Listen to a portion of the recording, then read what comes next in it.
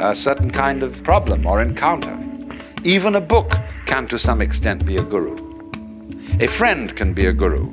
I've often thought of writing a story about a man who is some sort of guru seeker and potential yogi, who goes one day into an automat and sits down at a table where there is another fellow, and he sort of thinks that this man looks wise, and he projects onto him the idea that he is a guru. And he says, "I feel there's something special about you." And the man says, "Oh, really? Really, actually, there's nothing special about me. I happen to be an insurance salesman." And this other fellow says, "Isn't that fascinating how modest he is?" And then I want to develop this story step by step. They keep meeting each other because they both eat at the same automat regularly for lunch. And although the fellow really is an insurance salesman and doesn't know a thing about these things, it in the end results in the enlightenment of the person who projected this image upon him.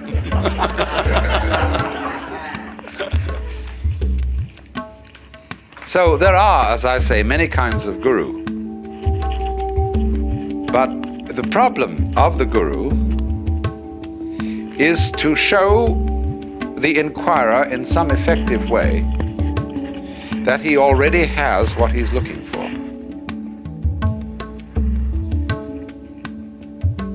Now, in Hindu traditions, the realization of who you really are is called basically sadhana. And sadhana means the discipline, the way of life that is necessary to follow in order to escape from the illusion that you are merely an skin-encapsulated ego. And sadhana comprises yoga, from the root yug, which means to join. And so from that, in Latin, we get jungere, to join, and in English, junction, and also yoke. And junction is also the word union, you see. All this derives from the Sanskrit root,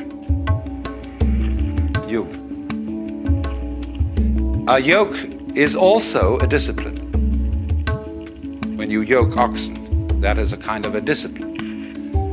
Now, strictly speaking, in the very strictest sense, yoga means the state of union, the state in which the individual self, what is called the Jivatman. Jivatman is approximately translatable as ego. Jivatman finds that it is ultimately Atman, which equals Brahman, the Supreme Self. So yoga is the state. The strictest meaning of yoga is the state of union, and a yogi means one who has realized that union. But we find that the word is not normally used in that way, in that strict sense. Yoga in the normal way of use means the practice of meditation, whereby one comes into the state of union, and the yogi means one who is a traveler, a seeker, who is on the way to that point. But again, strictly speaking, there is no method to arrive at the place where you are,